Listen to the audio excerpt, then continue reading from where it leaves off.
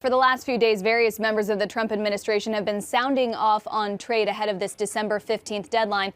But the resident White House hawk, Peter Navarro, is leaning on his fictional alter ego, which he calls Ron Vera, to disseminate a case that tariffs are good and a Phase 1 deal is bad. In an email memo circulated on Monday, December 9th, obtained by CNBC and first reported by the New York Times, Ron Vera makes this contrarian argument that, quote, tariffs are working to defend economy and have had no negative impacts on growth or stock market rise. They spur growth by improving net exports.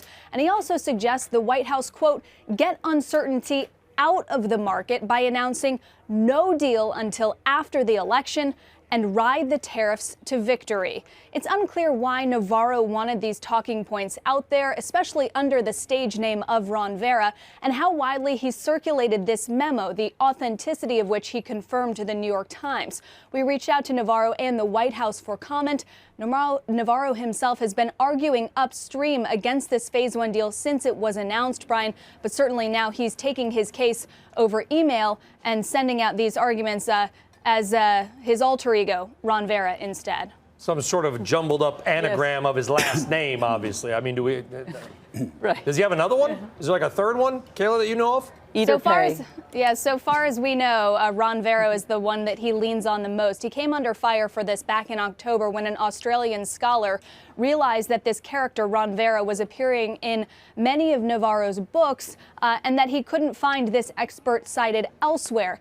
Navarro said it was an open secret, that it was essentially an inside joke that had spilled out into the open. But even after coming under fire for that and criticizing journalists for using their own anonymous sources, why Navarro chose to lean on this identity again to disseminate this case is really perplexing.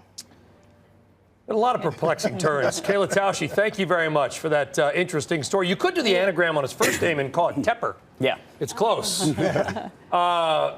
Anybody got anything on this? I don't understand why he didn't use his name, right? Yeah, He's you have in a powerful by the way, you're one of the most powerful people in the government, and you're advocating a very strong position on something you have said publicly many times. Yes, exactly. It's like Guy Adami writing about the repo market problems under some Adamus. So what was the best picture in 1991? I'll spare you the Google search. Big? It was Silence of the Lambs. Oh, Remember, Hannibal Lecter was a fan of anagrams as well. Louis Friend, Benjamin Rasbill lived in Baltimore, but he may have lied. So maybe Pete Navarro's watching too many Jodie Foster movies, because that is as lame as it gets. And I know he watches the show Lame.